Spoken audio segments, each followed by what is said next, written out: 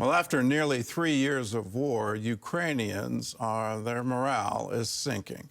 Many questions remain about how and when the fighting against Russia might end. Meanwhile, one group is sending reinforcements to strengthen the front lines of the spiritual battle. Well, John Jessup has the story.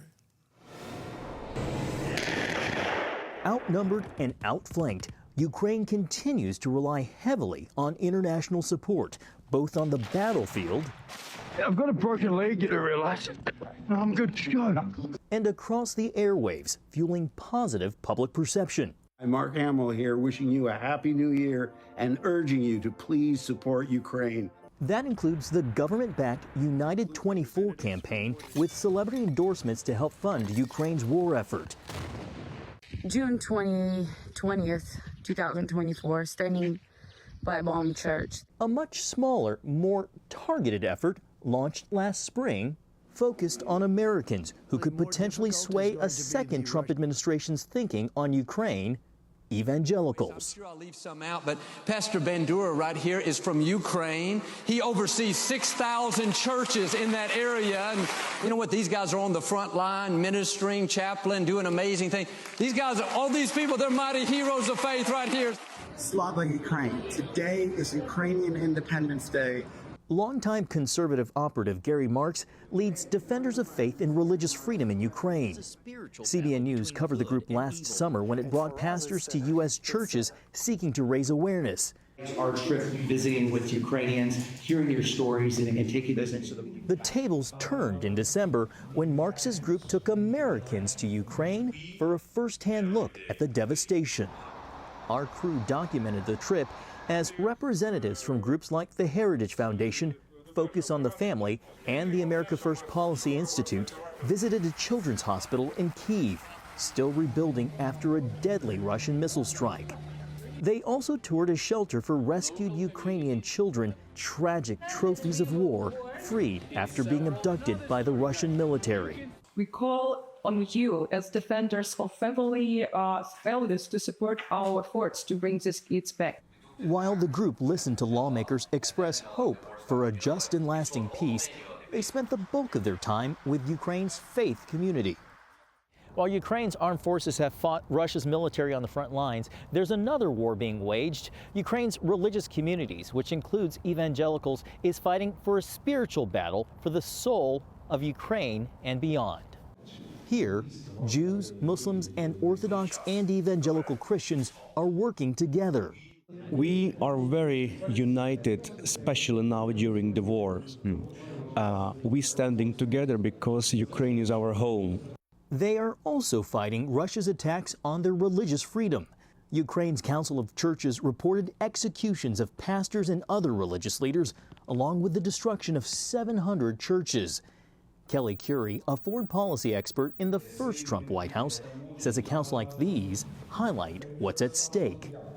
I think that we don't talk enough about the evil behind this and the focus of this trip on engaging with other people of faith in Ukraine and hearing from them about what this means to them has really brought that home.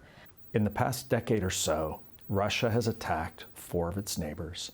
I think if people had a better understanding of all of that, they'd have a better understanding that this is an aggressive country that's right on the borders of our closest allies and actually threatens our national interests.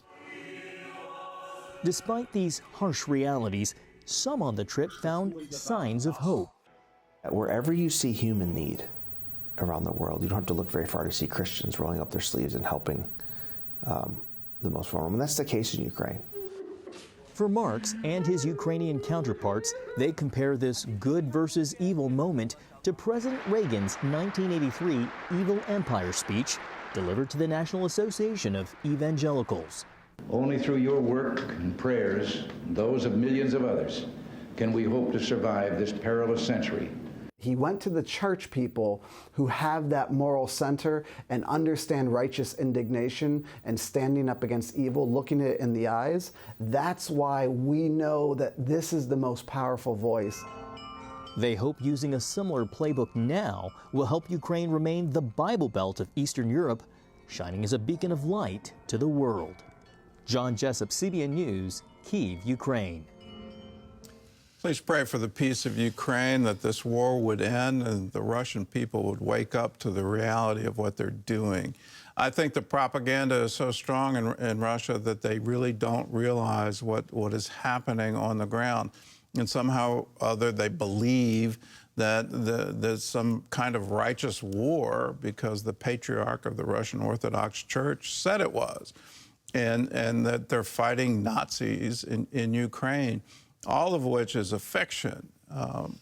What's going on in Russia is that there's no freedom of religion anymore. They've made evangelical Christianity essentially illegal. You have to be Russian Orthodox, and that Russian Orthodox Church is definitely partnered with Putin. And in that, it's frankly an unholy alliance. The whole principle of Western civilization is freedom of conscience and freedom of religion. No state religion being enforced on anyone, that everyone has the ability to worship God by the dictates of their own conscience.